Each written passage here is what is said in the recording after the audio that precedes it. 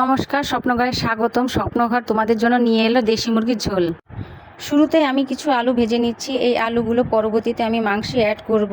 এবার আলু ভাজার তেলেই আমি কিছুটা পেঁয়াজ দিয়ে নাড়াচাড়া করে আস্তে আস্তে যখন দেখব যে পেঁয়াজগুলো ভাজা হয়ে আসছে এবং ব্রাউন কালার হয়ে আসছে, তখন আমি এতে 2 চামচ জিরা বাটা, হাফ চা চামচ আদা বাটা, হাফ চা চামচ রসুন বাটা, হাফ চা চামচ হলুদ গুঁড়ো এবং 2 চামচ শুকনো মরিচ গুঁড়ো দিয়ে সামান্য পরিমাণ জল দিয়ে দিচ্ছি। এরপরে খুন্তি দিয়ে নাড়াচাড়া করে আস্তে আস্তে মশলাটা ভালোভাবে কষিয়ে নেব। যখন মশলাটা কষানো হয়ে আসবে তখন আমরা দেখে বুঝে নেব যে হ্যাঁ, মশলাটা কষিয়ে আসছে, কারণ এই মশলা থেকে তেলটা আপনার ইচ্ছা ছেড়ে আসবে আর ওপরে ভেসে উঠবে। তো আমাদের মশলা প্রায় কষানো হয়ে আসছে। আর মশলা কষানোর সময় অবশ্যই সামান্য পরিমাণ লবণ দিয়ে দিতে হবে, যাতে পেঁয়াজগুলো সহসাই গলে যায়। এরপর ধীরে ধীরে আমরা মাংসগুলো কড়াইয়ের মধ্যে ছেড়ে দেব।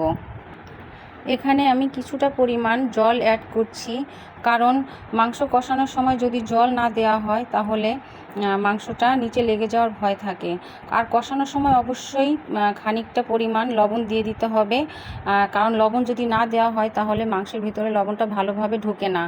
এরপর যখন কষানো হবে তখন অবশ্যই ঢাকনা দিয়ে ঢেকে রাখতে হবে, আর মাঝে মধ্যে ঢাকনাটা তুলে নাড়াচাড়া করে দিতে হবে। ওপরের মাংস নিচে এবং নিচের মাংস ওপরে করে দিলে মাংসটা সমানভাবে সিদ্ধ হয়ে আসে। তো দেখো, আমি মাঝে মধ্যেই কিন্তু ঢাকনাটা তুলে নাড়াচাড়া করে দিচ্ছি।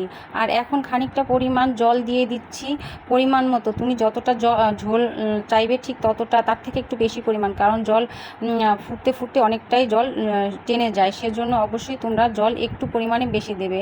এখন দেখো, আমি আগে থেকে ভেজে রাখা আলুগুলো মাংসের মধ্যে দিয়ে দিচ্ছি এবং আলুগুলো আমি খুন্তি দিয়ে নেড়ে চেড়ে নিচের দিকে দিয়ে দিচ্ছি, যাতে আলুগুলো ভালোভাবে সিদ্ধ হয়ে যায়। যদিও আমি আলুগুলো আগে থেকে ভেজে রেখেছি, সিদ্ধ হতে খুব একটা সময় লাগবে না।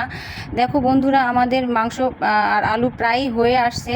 তবে আলু তোমরা একবার খুন্তি দিয়ে চেক করে দেখবে যে হ্যাঁ, আলুটা সিদ্ধ হয়েছে কিনা। আর আমি আলুগুলো এজন্যই দিয়েছি, বেশিরভাগ মানুষই দেখা যায় মাংসে আলু খেতে খুব বেশি পছন্দ করে, সেজন্যই আমি আলু দিয়ে মাংসটা রান্না করার চেষ্টা করেছি। দেখো, আমার আলুটা প্রায় সিদ্ধ হয়ে গেছে।